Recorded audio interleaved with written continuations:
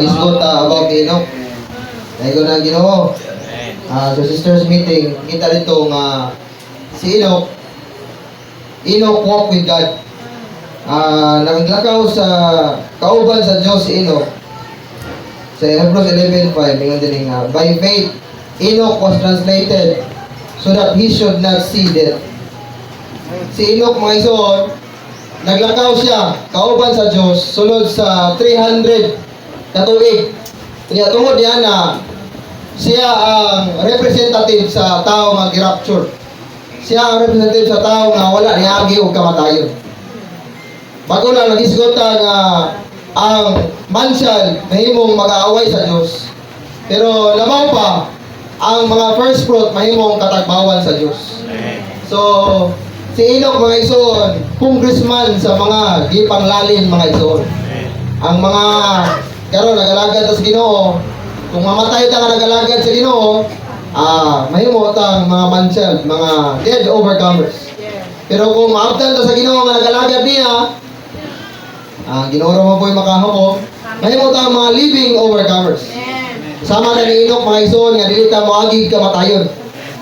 Amen. Nabuhat to niya tungod kay doon na siya pagtuo sa Diyos. Yung nga Hebrews 11:6 nga, but without faith, it is impossible to be well-pleasing to Him. For he who comes forward to God must believe that He is, and that He is a rewarder of those who diligently seek Him. Mga ison, ang atong pag-anhi dili gyud kawang. Amen. Doon ay Diyos nga maganti na ito, mga ison. Amen. Bisan sa Iglesyano kinabuhi, tanan na itong paghago, tanan na itong effort niya ang exert, mga ison, dili na mahimong kawang. Amen. Katong Samaritanhon, ningon ng Ginoo nga unsa yung magasto rin mo diya, inigbalik na ko bayaran ron ka. So ang atong paghago rin, mga ison, sa Iglesyanong kinabuhi, dili mahimong kawang. Amen. Amen. Dili ta ma-discourage. Amen. Amen. Kay dako na kayo gasto rin Iglesyanong kinabuhi. Amen. Kaya ko ng Ginoo. Amen. Dayon, siguro mga ison, kabalota, sama ni Enoch, daghan na tagnibalan, daghan din nga una pa na ko sa Iglesyanong kinabuhi, daghan na tagnibalan, daghan na tag konsepto sa Iglesyanong kinabuhi. Pero gingon sa footnote sa Genesis 5, to walk with God is to take Him as our center and everything. To do things not according to our own concept and desire, but according to His revelation and leading. And to do everything with Him. Ang nakanindot ni Enoch, mga ison, wala lang siya kabalo. Wala lang siya dito sa Diyos, kundi iya pag yung gikinabuhi ang iyang nakita, mga ison. Amen. May nagtuo ba mo kayahay ang sitwasyon ni Enoch? Si Enoch daghang anak. Pero naay daghan nato nga bisag walay anak maglisod pagyapon. Sa kami ay mga batanon maglisod maganit buhi sa kaugalingon. Pero si Enoch, mga ison, daghang anak pero kanunay siyang nabuhi, nagkinabuhi, gisinati niya ang iyang nakita, mga ison. Amen. Walang siya ang unang tao nga gilalin, mga ison. He is the one who escaped death. Walang ang punto ani ba makita nato. Nganong naaman ta karon nagpabilin pumanta, taliwala sa daghang pagsulay. Natay pananawon, mga ison, nga gusto ta mahimong mga mananaw. Amen. We want to be a living overcomer. Amen. Itong New Jerusalem ganina man gisgutan, mga ison. Mao to atong dalatanan. Amen. Anan ganito sa Ginoo, bisan pa bitaw mo tigom karon. Dita mo halad. Dili ta mag apil-apil sa iglesia, dita mo cooperate sa buhat sa Ginoo. Abot gyud mo dito. New Jerusalem gyud ta, mao to tong dalatanan. Mao to tong consummation. Pero mga ison, ang New Jerusalem para atong mga ison karon nga wala gyud nagtagad-tagad sa iglesia.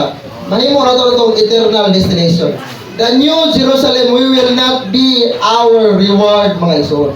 Pero kung mga ison, tao ta, kabalo ta sa tusukod, mga igsuon ta nga, nabuhi ta, nangalagad ta sa Ginoo, the New Jerusalem will be our reward. Amen. Musa, salamat sa Ginoo, mga ison, nga opening na to nga nag-isgot magunta sa New Jerusalem nga mahimo tatang sama ni Enoch, mga ison.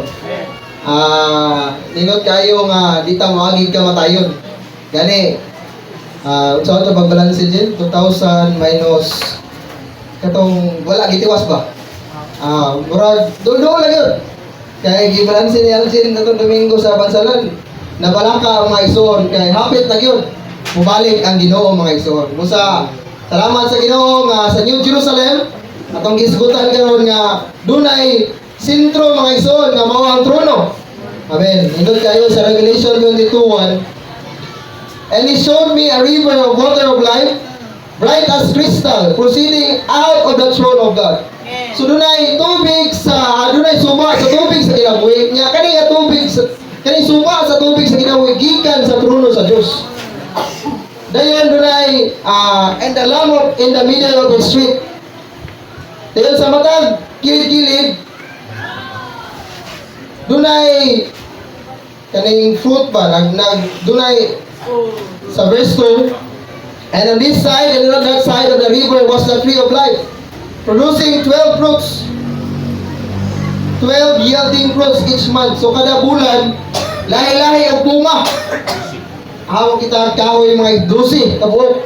Hamo kita kahoy karon mga ison mangga, pero karong bulan na mamunga durian. Sunod bulan mamunga na po kay mito. Sunod bulan lahi na po. Pero batayan na ito mga ison, ang punto dire, dili ni sila makapamunga kung wala tong trono sa Diyos. Kaya ang suba sa tubig sa kinabuhi gikan kay sa trono sa Diyos mga ison. Salamat sa Ginoo nga mahinungdanon kayo nga gihisgutan na to karon nga dunay trono sa Diyos nga mao ang sentro sa bagong Jerusalem. Amen. Dayon giingnan ko ta dinhi nga kini nga trono karon mga ison mao pud ang sentro sa atong iglesihanong kinabuhi o Kristohanong kinabuhi. Amen. Dayon kini po nga trono, sentro po siya sa atong personal nga kinabuhi mga ison. So kung gikan sa atong revival nga kung makita nato ni nga dunay trono sa atong sulod, dili na kinahanglan nga istoryahan pa tayong mga tao nga mao ray buhata, kinahanglan mao ray buhata kun dili sa atong sulod pa lang mga ison, dili lang nga dunay trono, duna pagay pagdihog mga ison. May nungdanon kayo mga ison nga application na nga trono, kinahanglan nito magpasakop sa Dios sa iyang pagpulutan mga ison. Amen. Tungod sa trono sa Dios, nakapamunga to 12 ka bunga. So nagpakita mga ison nga kung magpailalom ta, magpasakop ta nga trono. Amen. Dunay pag-agay sa tubig sa kinabuhi. Panahon din mga ison nga mauga ta. Amen, maluya ta. Atong i-check ang atong kahimtang. Kumusta man nagpasakop pa ta sa trono sa Dios nga naa sa atong espiritu mga ison. Amen. Ang tinguha sa Ginoo dili lang nalutag langit. Ibatong Ginoo revival. Mao man ay una-una sa daghang tao karon. Mabinutan ta kay matutag langit. Kung kita po mga ison, kumusta man? Matutag langit. Dili ang ingon di ang mga ison, ingon sa morning revival nga ang gusto sa Dios manaabot ta kauban niya dito sa trono. So ang fortes karon sa atong pagliso sa atong espiritu naaman ri ang dapit labing balaad kanang throne of grace sa Hebrews 4:12 sa atong espiritu sa atong adlaw-adlaw nga ginabuhi. Malisdan na ang pagkakomitar atong sayop mga ison kung kaning trono sa Dios atong mapasakop ta kanunay ani mga ison. Ingon diri nga mga sisters daw kung mamalit, Lord, unsa man ni? Imuha ni sa mga brothers po dong desisyon, Lord, unsa man ni? Tama ni, imuha ni.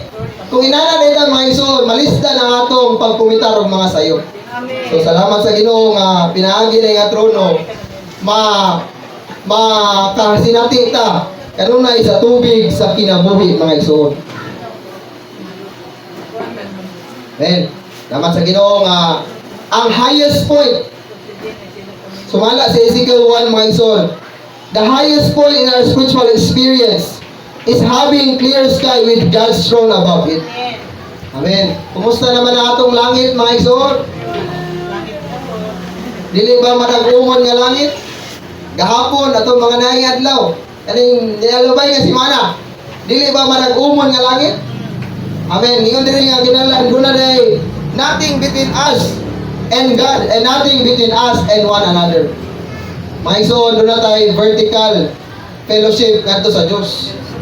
Kung doon na tayo makaulang mga ison, dili gina to mabati ang pagpamulong sa Ginoo. Makaingon ta nga Ginoo, murag layo naman kay kanako. Layo naman. Kung sa mahinungdan.